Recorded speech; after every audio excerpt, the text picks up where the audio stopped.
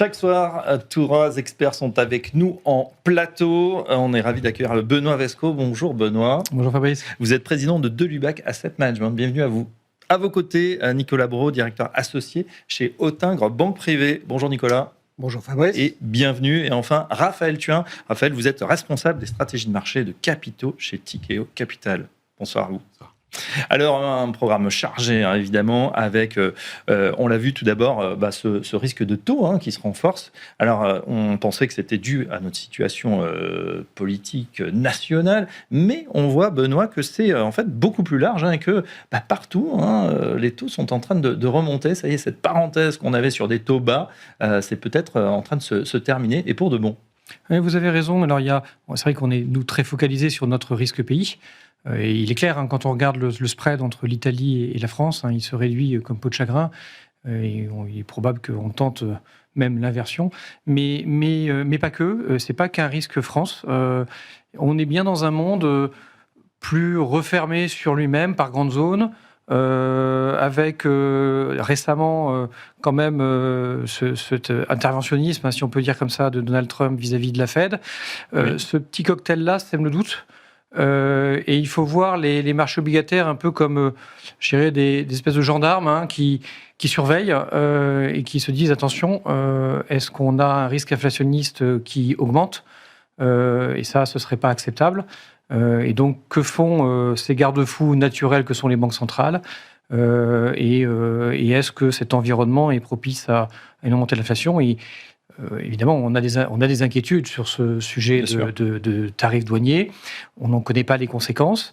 Et cette petite musique d'un Trump interventionniste vis-à-vis de la Fed ne rassure pas, parce que ça fait partie des piliers d'un bon fonctionnement de marché financier, des banques centrales indépendantes, des statistiques ou des instituts statistiques indépendants. Et là, on a quelques points d'interrogation. Ouais, on va y revenir sur la Fed et sur les États-Unis, mais si on se concentre, c'est vrai, sur la France, je disais, avec une dette quand même qui commence à être impressionnante, une charge de dette encore plus, on se dit, tiens, l'an prochain, il y a 3 pays en Europe qui vont emprunter plus de 300 milliards d'euros. L'Allemagne est de nouveau dans la course. Là, la signature est tranquille, on va dire. Et puis, il y aura peut-être un match entre l'Italie et la France. Et là, on pourrait nous demander, Nicolas Brault, peut-être une prime un petit peu plus élevée, parce que nous, on n'a pas fait le boulot, contrairement aux Italiens.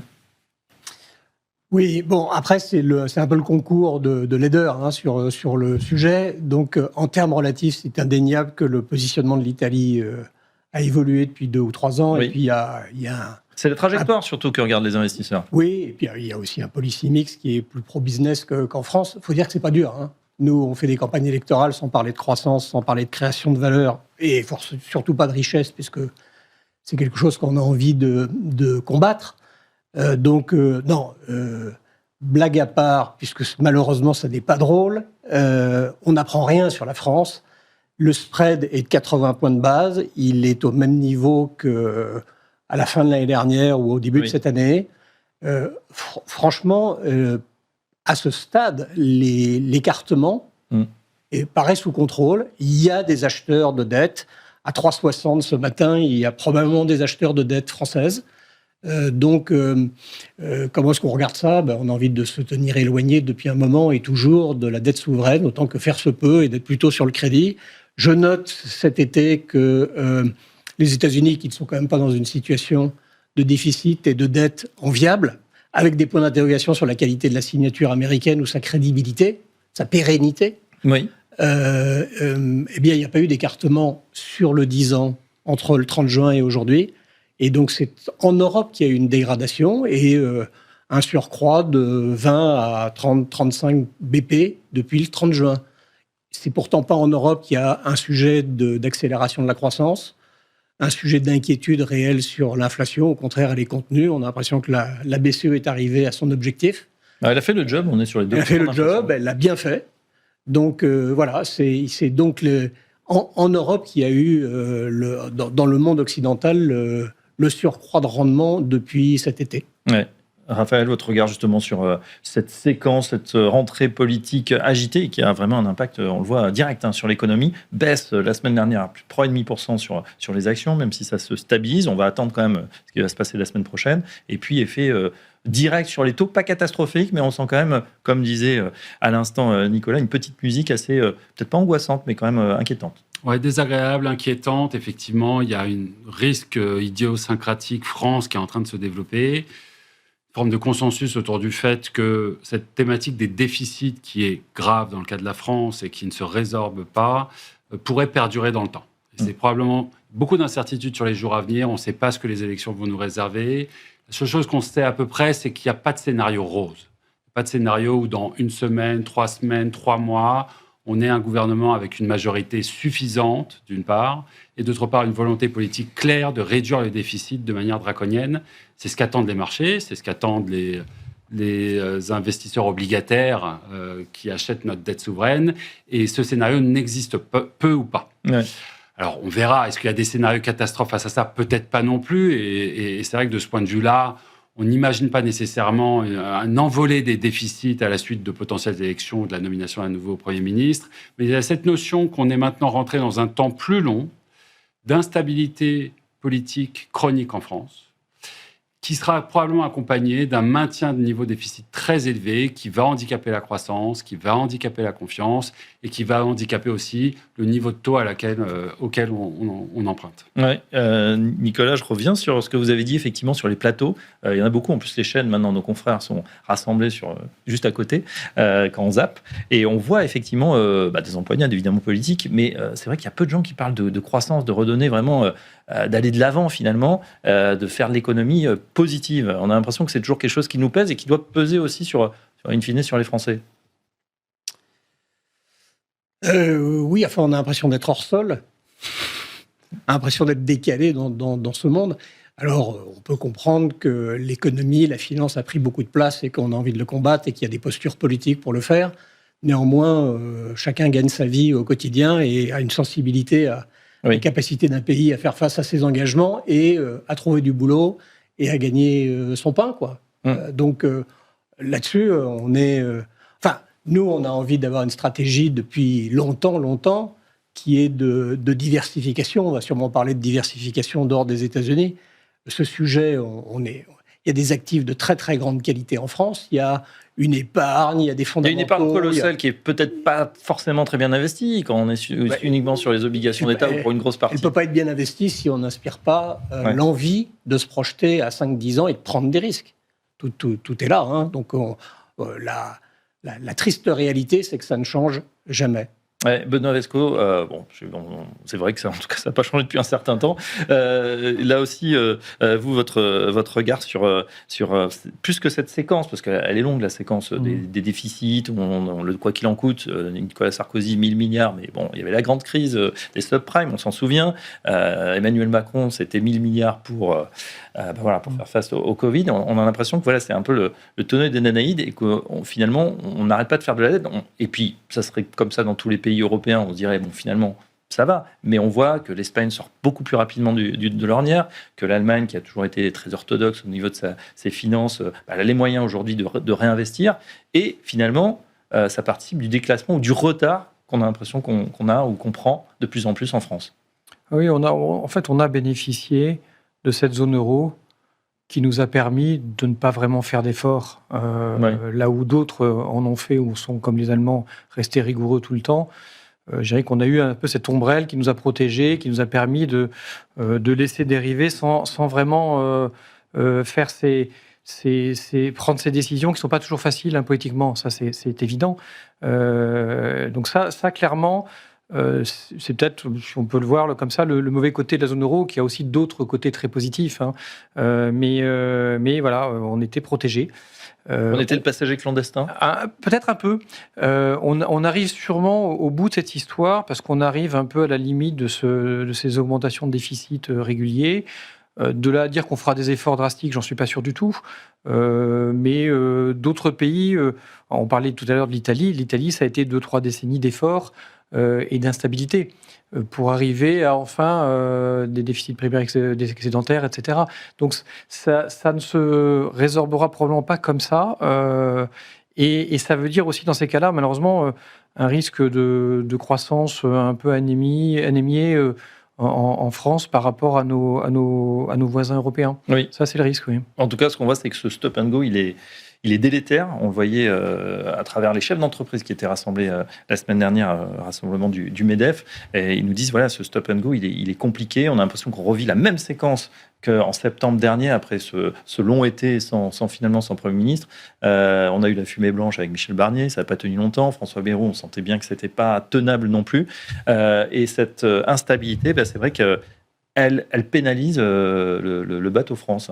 Oui, et je pense que probablement à l'ordre 1, c'est ça la première conséquence. C'est que le climat des affaires, on va dire, l'envie d'entreprendre, de prendre des risques, est aujourd'hui affecté par cette instabilité. Elle semble être chronique, elle va perdurer a priori dans le temps, donc ça va nous handicaper. Alors on n'a peut-être pas envie non plus de rentrer dans un déclinisme forcené. On a une croissance qui est positive, bien supérieure à l'Allemagne depuis de nombreuses années. Le chômage est au plus bas depuis de nombreuses années aussi. Globalement, les entreprises françaises, en moyenne, se portent bien, surtout les grandes, avec quelques grands champions. Surtout quand elles travaillent avec l'extérieur, avec le reste du monde. Et celles-ci sont peut-être plus immunisées contre le bruit interne. En revanche, on a aujourd'hui une problématique politique et de déficit des comptes nationaux qui est grave, avec probablement des institutions qui ne répondent plus à la fonction pour laquelle elles avaient été mises en place, cette capacité d'avoir une stabilité politique à travers les cycles pour pouvoir projeter des investissements.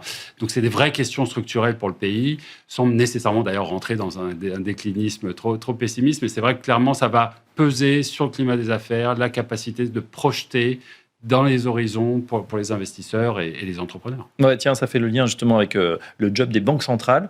Justement, la BCE elle a fait le job. On est à 2%. On pourrait se dire, d'ailleurs, pour l'instant, pas de baisse supplémentaire a annoncé Christine Lagarde. On est arrivé à cet atterrissage en douceur. Alors, elle a fait le job. C'est vrai que ça a été une belle trajectoire de retour vers l'objectif, ce qui n'est pas le cas aux États-Unis, on le voit. On peut estimer aussi que les tarifs, globalement, auront beaucoup moins d'impact sur l'inflation qu'ils ne pourront avoir a priori sur les États-Unis. En tout cas, tant qu'on ne rentre pas dans une dynamique de représailles forte. C'est l'absence de représailles de la part de l'Europe qui permet d'avoir des dynamiques d'inflation raisonnables. Et dans ces conditions, c'est intéressant aussi d'un point de vue investisseur-marché. Le policy mix, comme on dit, le potentiel d'intervention de politique, en particulier monétaire en Europe, est beaucoup plus élevé qu'il ne peut l'être aux États-Unis. Si demain, quelque chose devait se passer sur l'économie, si on devait avoir un accident, la BCE aurait potentiellement la flexibilité d'intervenir davantage. Oui. Et ça aussi, ça peut être d'ailleurs un motif d'optimisme pour la performance des marchés en Europe, cette capacité, encore une fois, d'avoir ce filet de sécurité de la BCE. Alors après, sur l'inflation... si plus personne ne veut de la dette française, on sait qui achètera finalement en dernier ressort. On n'en est pas là. On n'en est pas là. Mais en revanche, sur l'inflation, il y aura quand même un petit mot de prudence. On sait que c'est une hydre qui est à plusieurs têtes.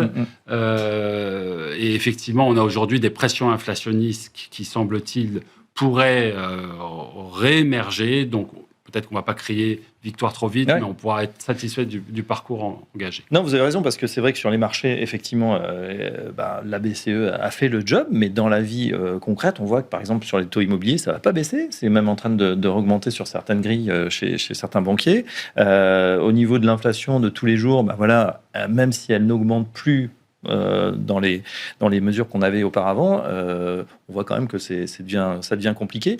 Comment on explique tout ça, que cette décorrélation effectivement entre d'un côté effectivement la BCE qui aurait fait le job et puis des prix qui continuent à augmenter, alors peut-être un petit peu moins, mais qui continuent. Nicolas Brand. Vous avez des effets de base qui ont monté de cran, donc c'est comme dans la nature humaine, hein. Personne n'a envie de revenir en arrière. Vous parliez tout à l'heure de l'Espagne, mais l'Espagne a accepté des baisses de salaire phénoménales il y a une dizaine d'années. Donc l'Espagne est sur une dynamique de reprise aussi parce que le sentiment de déclassement que nous avons un peu partout et que nous avons en France, qui est quelque chose de tout à fait respectable, hein, mais en Espagne, il a été vécu concrètement avec un recul. Et vous interrogez n'importe qui travaille en Espagne et qui a une expérience en France ou à Londres, a fortiori, les salaires, il y a des écarts de salaire de 25%. Ouais. Donc, il faut voir d'où on vient. Hein. Très, très important. Ce que l'Espagne a su faire, nous ne savons pas le faire, accepter de revenir en arrière. Alors, sur l'inflation, la base de départ a été relevée avec l'inflation qui a été... dont le catalyseur a été, on va dire, la guerre en Ukraine. C'était à ce moment-là qu'il y a eu une accélération. C'est un catalyseur, hein, c'est pas la cause. Et aujourd'hui, il y a un sentiment de cherté des actifs consommables qui est partout. Oui. Voilà. Ça coûte plus cher d'aller au resto, de prendre des vacances, d'aller au cinéma, les biens de tous les jours. Néanmoins, il y a l'épargne en face. Il y a plutôt des termes de l'emploi qui sont relativement bons. Mmh. Et donc, on revient au sujet qu'évoquait en particulier Raphaël. Hein. Le sujet de la confiance, c'est important pour les chefs d'entreprise. C'est fondamental pour le consommateur du quotidien, hein, pour tout le monde. Les agents économiques, c'est cet effet-là, de base. L'impression qu'on est dans des bonnes mains. Bon, sur le plan politique, on va essayer de ne pas rentrer dans ce thème-là, puisque ce n'est pas l'objet de l'émission. Mais on n'a pas l'impression d'être dans des bonnes mains depuis un moment. Ouais, on fera notre débat effectivement là-dessus. Benoît Vesco, juste pour clôturer cette séquence, en tout cas France, c'est vrai que voilà, on a le sentiment, peut-être si on n'est pas de bonnes mains, en tout cas on a la puissance quand même, on a un grand pays, on a des industries puissantes, on a l'aéronautique, etc. On a l'impression que longtemps, effectivement, comme vous le disiez tout à l'heure, l'Europe nous a protégés et nous protège toujours, parce que si on était en franc, je pense que la sanction serait d'autant plus cruelle. On peut quand même avoir cette confiance en l'euro, où lui aussi il va en pâtir à terme par rapport à d'autres devises. Oui, alors je pense que là encore on a du mal à le voir souvent, mais l'euro, la zone euro a beaucoup de force. Il y a beaucoup de points positifs en sa faveur. Elle ne sait pas toujours les mettre en avant. On l'a vu dans la séquence de négociations tarifaires avec Trump. Hein, c'est pas évident, hein, alors que pourtant on a toujours ce défaut de parler à plusieurs voix. Mais il y a de vraies qualités, et la France, quand on revient sur la France, elle a aussi des forces de démographie en comparaison à d'autres pays. Hein. Même si ça baisse, se dégrade, c'est mieux que les autres. Elle a une situation géographique au sein de l'euro qui est là aussi très bonne. Donc il y a beaucoup et effectivement ce tissu industriel qui a permis de créer des grands champions mondiaux. Et de fait, ça a peut-être obligé nos grands champions mondiaux à être exportateurs avant tout, et ce qui était aussi une de leurs forces. Mais donc, je ne suis pas inquiet pour la zone euro sur moyen terme. La difficulté en France, elle est clairement politique. On en vient même à parfois souhaiter un gouvernement technique purement. Hein. On l'a vécu dans d'autres pays, en Belgique ou ailleurs. D'ailleurs, s'il n'y a pas de budget, on reconduit le budget actuel, ça veut dire qu'on ne fera pas plus de dépenses. Donc finalement, c'est pas plus mal. Ça peut être... Et là, quand on reprend des exemples vécus en Europe, c'était pas si mal pris que ça par les marchés, parce qu'au final, ça a évité des décisions un peu extrêmes qui, là, par contre, nous plongent dans l'incertitude. Ouais. Et c'est vrai que Cocorico, on est quand même les champions sur certains domaines, dont la gestion de patrimoine, hein, en particulier, en tout cas en Europe. Avec des belles sociétés qui dominent. Et c'est tant mieux, on a des bons représentants sur ce plateau chaque soir. On ouvre notre page US, si vous voulez bien, avec, on en parlait tout à l'heure, la Fed. La Fed qui, alors pas manipulée, bien évidemment, mais on sent quand même qu'il y a une ingérence de M. Trump, qui voudrait bien mettre la main ou diriger M. Powell, qui pour l'instant résiste. Là aussi, c'est pas forcément très positif d'avoir des institutions quand même garantes du bon fonctionnement d'une économie qui commence à être phagocytée ou du moins empêchée. Oui, et c'est un développement à suivre de très près, selon nous. L'indépendance des banques centrales et de la Fed, c'est vraiment un pilier des fondamentaux économiques de ces dernières décennies. Elle vient d'un accord qui a été signé en 1951 entre le Trésor américain et cette réserve fédérale. Et elle permet vraiment aux agents économiques de pouvoir investir et se projeter dans un monde où l'inflation est maîtrisée. C'est vraiment cette indépendance qui garantit cela. Et c'est vrai qu'aujourd'hui, cette indépendance, elle est mise à mal. On sait que le président Trump fait pression pour voir les taux baisser, fait pression pour potentiellement enlever, virer, renvoyer une gouverneure du board, fait pression sur Jérôme Powell en amont de la fin de son mandat. Et effectivement, cette pression politique qui potentiellement pourrait affecter la politique monétaire, ce n'est pas une bonne nouvelle pour les marchés. Alors oui, certes, effectivement, peut-être que les taux baisseront plus vite grâce à ça, mais finalement, ils baisseront probablement pour les mauvaises raisons. Et le risque est grand qu'en réaction, les investisseurs et les ménages puissent imaginer que finalement, ce monde d'inflation maîtrisée puisse s'évanouir. Et dans ces conditions, que les anticipations d'inflation puissent remonter. Ça serait une conséquence très fâcheuse pour les marchés, pour l'économie, pour les dynamiques de taux d'intérêt, pour la crédibilité de la Fed. Donc là, on est vraiment sur un développement qui est très important dans le bruit et la fureur actuelle. Et Dieu sait que tous les jours, on a une nouvelle à regarder autour de la politique, des droits de douane, de la géopolitique, etc. On est probablement sur un des développements les plus dramatiques de ces derniers mois. Dramatique.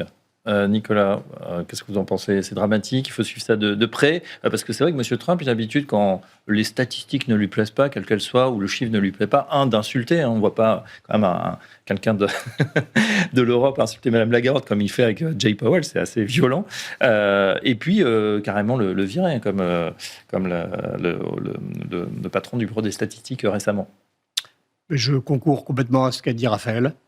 C'est un sujet extrêmement important. Peut-être qu'il ne prendra, que les marchés ne prendront la mesure de cet élément-là qu'en 2026, à l'échéance du mandat de Jérôme Powell. Et au-delà de ce que disait Raphaël, l'attractivité de la signature américaine depuis des décennies et l'attractivité en particulier de Wall Street et des actions américaines repose sur un certain nombre de principes qui sont simples et qui, pour l'instant, étaient immuables et dont certains sont menacés. Il y a cette capacité d'innovation extraordinaire et à attirer les meilleurs talents en matière d'innovation et en faire des opportunités de marché et des acteurs technologiques à dimension mondiale. Bien sûr. Il y a des questions là-dessus. Même s'il y a des victoires de temps en temps, comme une victoire judiciaire aujourd'hui, il y a des points d'interrogation sur ce sujet-là. Après, il y a un mix politique dont la Banque centrale est un élément central. Et pour nous, financiers, c'est plus que la boussole, c'est la Banque centrale du monde. Donc, la remise en question du principe d'indépendance est un changement de gouvernance fondamental, énorme. Peut-être que tout ceci interviendra dans un moment où l'économie américaine ralentira et où la baisse des taux forcée, plus ou moins forcée, répondra à une logique cyclique. Mais il n'empêche que... Oui, parce que pour l'instant, on rappelle, cette baisse des taux, elle n'a pas forcément lieu d'être à un moment où justement on va peut-être avoir un retour de l'inflation avec la conséquence des tarifs. Peut-être. Mais peut-être aussi, en tout cas, nous sommes surpris, je pense tous plus ou moins, 7 mois après, par quand même l'incroyable résilience des tensions inflationnistes qu'amène mécaniquement le sujet des tarifs. Ouais. Et l'anticipation de la hausse des tarifs, qu'ils soient appliqués ou pas, il y a des tas de mécanismes d'anticipation par les acteurs économiques. Mais la remise en question de l'indépendance de la Fed est une boussole énorme et le capital est attiré aux États-Unis parce qu'il sent qu'il est bienvenu. Et on revient au sujet, dans des bonnes mains.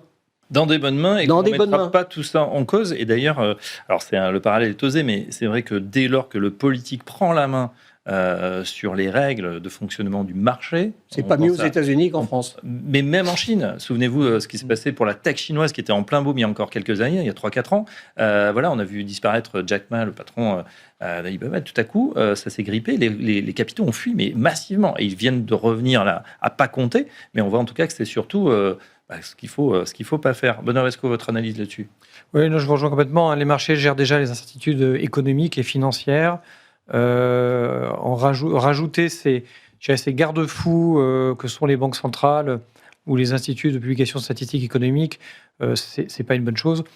Quand on analyse les anticipations maintenant de baisse de taux directeur de la Fed, qu'est-ce que ça veut dire? Alors, elle a toujours un double mandat privilégié, entre l'inflation, protéger de l'inflation et maintenir une croissance et un taux de chômage suffisamment bas. Donc elle joue un peu sur ce double mandat pour dire mais je suis toujours dans mon mandat et donc il n'y a pas d'influence. Mais le doute est là. Et quand on regarde les chiffres, certes, il se passe quelque chose sur l'emploi, mais ce n'est pas significatif, en tout cas suffisamment significatif. Et ça donne le signal au marché que pour le moment, son combat est plus en faveur du soutien de la croissance que du maintien de l'inflation. Et d'où on en revient à votre introduction sur les taux à 30 ans, qui est une petite musique que nous adressent les marchés obligataires en disant attention, on est vigilant. Et en gros, si les banques centrales ne font pas leur travail, on le fera. Mais ce qui serait beaucoup plus violent et déstabilisant pour les marchés. Ouais, et ce qui fera peut-être reculer M. Trump, on se souvient qu'il avait reculé déjà quand les taux avaient flambé suite à la hausse des tarifs un peu trop exubérant.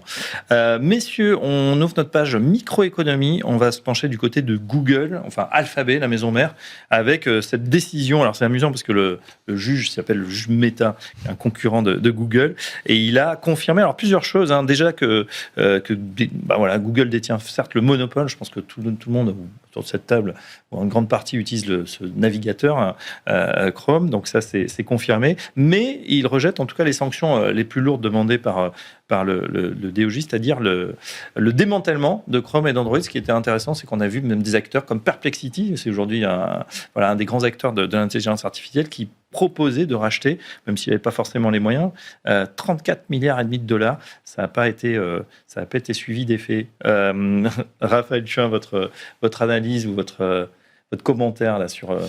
Oui, c'est un gros soulagement pour les investisseurs de Google. C'était une date que tout le monde avait en tête, ce jugement, ce verdict vis-à-vis de ce jugement. Et c'est vrai qu'il est en faveur de Google de manière très nette. Google peut conserver Chrome et Android. Il avait été question aussi qu'Android puisse sortir. Peut continuer à payer Apple et d'autres pour pouvoir garder un accès privilégié pour les barres de recherche mises à disposition aux consommateurs. Donc finalement, c'est vraiment le meilleur scénario qu'on puisse imaginer qui s'est réalisé. Potentiellement aussi, on élimine le scénario cataclysmique qui aurait été de combattre ce monopole avec des mesures plus drastiques. Et à un moment où l'action Google est traitée à une décote versus les autres, ça peut interroger sur les perspectives futures. Donc c'est effectivement une très bonne nouvelle sur Google. Par ailleurs, elle arrive à un moment intéressant pour la tech. Parce que c'est vrai que maintenant, depuis quelques semaines, il y a une forme de rotation qui a lieu au-delà de la tech, une forme de défiance vis-à-vis des niveaux de valorisation des valeurs tech aujourd'hui, vis-à-vis aussi d'un buzz IA qui peut sembler excessif à certains, quelques déceptions récemment sur cette thématique de l'IA, avec ChatGPT 5. Des attentes exagérées, peut-être. Attentes exagérées. Nvidia en a déçu certains. On a l'impression de voir une forme d'inflexion sur la croissance de son chiffre d'affaires. Le retour sur investissement, semble-t-il, de tous ces investissements autour de l'IA déçoit. Et donc, il y avait une forme de rotation qui s'était mise en place depuis quelques semaines de la tech vers le cyclique, vers la value. Donc là, on a une nouvelle qui semble peut-être quelque part compenser cette rotation. Suffira-t-elle pour l'inverser? Probablement pas, mais en tout cas, ça rassure dans une certaine mesure sur la robustesse des perspectives de la tech. Et à un moment où le marché est fébrile, où le marché baisse, et où on a vu dans plusieurs épisodes de baisse que la tech pouvait servir de valeur refuge, c'est intéressant de voir qu'on a aujourd'hui une bonne nouvelle qui frappe et une nouvelle, encore une fois, de grande signification. Ouais, le Nasdaq apprécie et grimpe, évidemment. Et un des arguments du juge, justement, alors je vous renvoie au document de 230 pages qui étaye la décision, c'est justement de dire qu'aujourd'hui, certes, c'est toujours le moteur de recherche dominant, mais demain, il faut voir comment l'usage, par exemple, des plus jeunes, ils ne vont plus sur Google. Ils demandent directement, en langage naturel, aux agents d'IA, ChatGPT en tête. Nicolas Brault, votre analyse là sur... J'allais ajouter ça, c'est que cette décision, elle s'inscrit aussi dans un contexte où il y a d'autres façons de rechercher des informations et de faire tourner des algorithmes que le moteur de recherche de Google. Ouais. Donc, après, dans les sujets d'interrogation qui décidément sont plus nombreux que par le passé, depuis l'élection de M. Trump, c'est la relation entre ces grands acteurs de la technologie américaine et le pouvoir politique. Ils ont massivement fait allégeance quand même. On les a tous vus en réunion à l'investiture. De façon spectaculaire. En faisant des gros chèques juste avant que M. Trump prenne le fauteuil à la Maison-Blanche. Ça n'a pas manqué de nous surprendre. Heureusement, ils n'étaient pas tous là. Je crois que Satya Nadella n'était pas là de Microsoft, mais les autres, ils ont fait allégeance comme des vassaux et en payant ce qu'il fallait. Mais qu'est-ce que ça veut dire? Ça veut dire que face à un président américain qui démontre chaque semaine sa capacité interventionniste forte, Oui. la puissance de ces grands acteurs de la technologie ne peut pas ne pas déranger un pouvoir politique. Et à l'époque de Biden, ce n'était pas très différent. Donc, je ne lirai pas exagérément dans cette décision d'un juge. Je ne ferai pas des extrapolations comme certains, j'ai cru le lire tout à l'heure, rapidement, que du coup la porte est ouverte pour faire de la concentration dans le secteur. Non, c'est difficile quand vous faites partie déjà des 7 premières capitalisations mondiales. Faire de la concentration. En tout cas, on peut voir que même si c'est vrai que nominalement, ce sont des gros chèques, en tout cas pour la politique, à l'échelle des milliards qu'ils génèrent chaque mois, c'est finalement assez peu de choses. Et je pense que voilà, ils feront la même chose si c'est l'autre camp qui gagne. Il faut se mettre bien avec le pouvoir. Les Américains sont pragmatiques. Benoît Lescaut, sur cette affaire Google. Ce que je trouve intéressant, vous étiez inquiet? Non, alors c'est très difficile de le dire à l'avance, mais effectivement, il y a toujours ce sentiment que quand même, il y a une petite pression politique peut-être qui peut arriver et en faveur de Google. Mais ce que je trouve intéressant, c'est que dans ce jugement, il y a quand même une vision à moyen terme du métier de moteur de recherche et cette idée qu'il y a certes un monopole aujourd'hui, mais qu'il y a un grand virage de l'intelligence artificielle à gérer et qu'il n'est pas encore gagné. Et donc, je pense qu'il y a eu ce regard, je trouve, plutôt intelligent des décisionnaires du côté du jugement. Et j'ai du mal, et je ne peux pas m'empêcher de le comparer à ce qu'on a pu faire en Europe par le passé dans des décisions de pratique anti-monopole. Lesquelles, par exemple? Il y en a plusieurs. Je reprends, par exemple, la fusion TF1-M6 avortée. Dans un monde où les plateformes de streaming sont omniprésentes. Oui. Voilà. Mais il y en a eu d'autres dans le monde industriel. Et en fait, je pense qu'on a manqué en Europe de cette vision moyen terme, où vont les métiers. Nos entreprises, elles ne sont pas figées. Oui, un monopole aujourd'hui peut être détruit très vite. Il faut qu'elles soient agiles. Est-ce qu'elles le sont suffisamment? Pas toujours. Et là, j'ai plutôt le sentiment qu'il y a aussi ce pragmatisme américain qu'on a moins en Europe, qu'on a plus de mal à avoir en Europe. Gemini, qui appartient à Google, est le deuxième outil derrière ChatGPT, selon un classement récent. On voit que ces entreprises, elles préparent aussi leur propre concurrence en interne, et elles sont bien évidemment aware. Elles sont branchées sur cette question en permanence et dépensent des sommes colossales. Messieurs, il nous reste quelques minutes. Je voudrais qu'on fasse un petit tour de table sur, justement, dans ces conditions, qu'est-ce qu'on va faire en cette période de rentrée. On va avoir un grand rassemblement avec la Convention patrimoniale en fin de mois. Ça va être un beau moment pour les conseillers en gestion de patrimoine qui eux-mêmes conseillent leurs clients. Mais c'est vrai que dans cette perspective, certains peut-être vont être inquiets par cette situation politique, par peut-être réallouer ses actifs, peut-être sécuriser à un moment, même si on épargne déjà beaucoup en France, 19%. Qu'est-ce qu'on leur conseille? Le maître mot, c'est toujours la diversification. On commence avec vous, Raphaël. Alors, on est aujourd'hui dans une position plutôt de prudence. Alors, on est investi, il faut être investi dans ce marché. On ne s'attend pas à ce qu'il y ait un renversement de marché dramatique à court terme qui justifierait de tout sortir. En revanche, c'est vrai que là, il y a des facteurs qui font que la fin d'année est assez incertaine. On constate une forme de ralentissement économique qui est assez lente, mais qui est assez matérielle. Des pressions même stagflationnistes aux États-Unis qui pourraient s'accélérer dans les mois qui viennent. Ça, c'est clairement une thématique qu'on va regarder de près. Une deuxième thématique qui interpelle, c'est évidemment celle des taux d'intérêt. On peut penser que c'est un problème obligataire, mais à des niveaux de taux élevés, une problématique de valorisation va se poser. Peut-on justifier des valorisations aussi élevées, en particulier sur les actions, à un moment où les taux remonte. Donc ça, c'est un deuxième motif d'inquiétude. Et puis, on se rend compte qu'aussi qu'il y a beaucoup de balles en l'air. Il y a beaucoup de choses qui pourraient mal tourner. On a toujours des conversations sur les droits de douane et on se rend bien compte que c'est un serpent de mer qui est là pour rester. On n'aura jamais complètement fini avec cette thématique. On va repousser de 2 mois en 2 mois, comme ça, les échéances. On a une problématique politique. Bref, j'en passe et des meilleurs. À un moment où les marchés sont extrêmement chers, allez, je vais être sympa, très chers, aller baisser la voilure, lever des liquidités, c'est pas une mauvaise idée. Alors, il faut sachant que les liquidités les liquidités sans risque, du coup, vont être plus intéressantes. Elles sont mieux rémunérées. J'allais faire une transition vers le portage, l'obligataire, les belles signatures. Aujourd'hui, on est quand même en rendement embarqué, plutôt bien payé pour faire ce portage. Le crédit a été mentionné. Effectivement, c'est quelque chose qu'on continue de favoriser dans les allocations. C'est une position d'attente aussi. Et on peut construire des portefeuilles à 4, 5, 6, 7% d'émetteurs de qualité qui vous permettent de voir venir et travailler sur des stratégies de capitalisation. Sur les actions, on a un petit peu réduit la voilure, on reste investi, il y a des thématiques de long terme, il y a beaucoup aussi de dichotomie entre les gagnants et les perdants, ce qui est cher, pas cher. Donc des choses à faire, mais globalement, un petit mot de prudence en amont de cette fin d'année. D'accord, et peut-être un arbitrage du crédit des belles signatures et baisser un petit peu la poche action.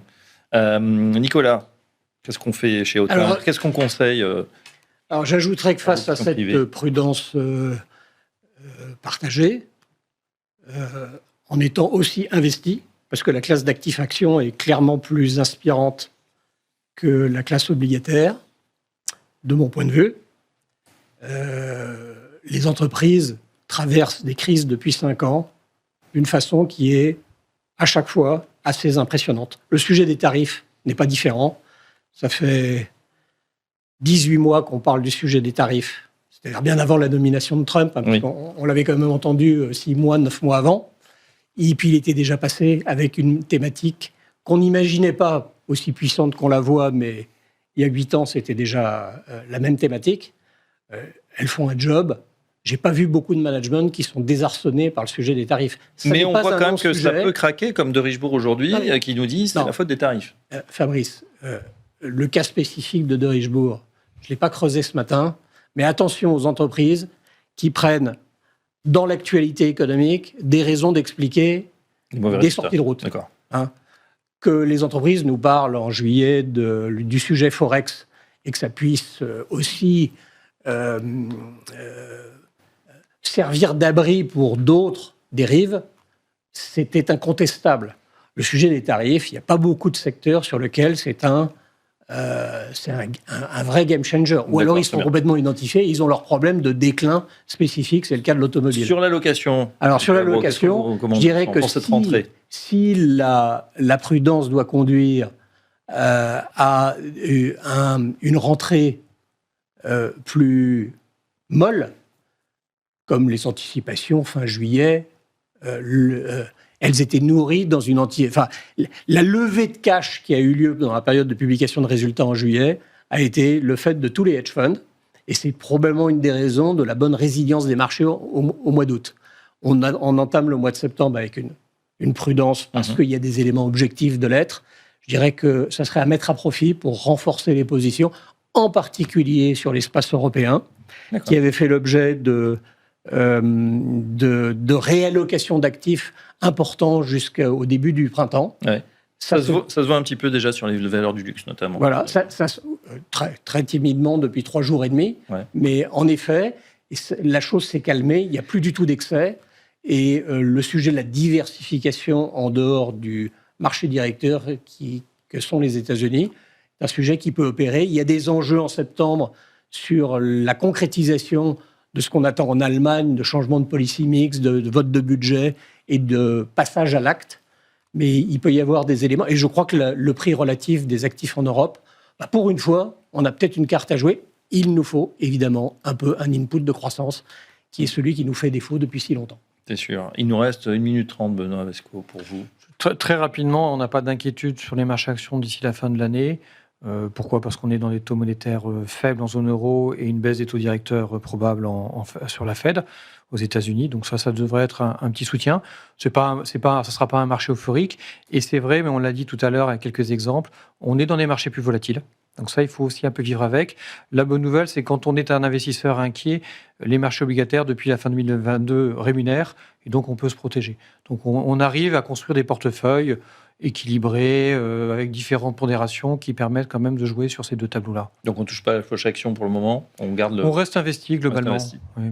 Bon, très bien, voilà ce qu'on pouvait dire ce soir sur cette édition de Smart Bourse. Un grand merci à nos invités, donc plutôt confiance mesurée, en tout cas plus sur le secteur économique que sur le secteur politique, j'ai l'impression. Merci en tout cas à Raphaël Thuin. Raphaël, vous êtes responsable des stratégies de marché de capitaux chez Tikehau Capital. Merci de nous avoir accompagnés. Nicolas Braud, directeur associé chez Autain, banque privée. Merci à vous. Et Benoît Vesco, président de Delubac Asset Management. Voilà, on continue l'émission. Dans un instant, on va se pencher sur les matières premières. Jusqu'où va aller la relique barbare ? L'or, on en parle dans un instant.